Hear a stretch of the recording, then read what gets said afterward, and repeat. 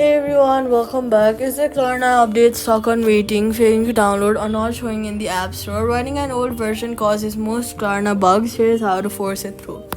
First, open the App Store and tap on your profile picture at the top right corner. Pull down on the screen to force a fresh refresh of available updates. Then look for Klarna in the list of apps and tap Update if it appears. If the update is stuck on waiting or frozen, go to your home screen. Tap and hold on the Klarna app icon. Tap pause download, then tap it again to tap resume download and to restart it. If it keeps failing, go to your settings, then iPhone storage, and make sure that you have enough storage space, at least 1 gigabyte of free storage, since updates fail silently when storage is too low.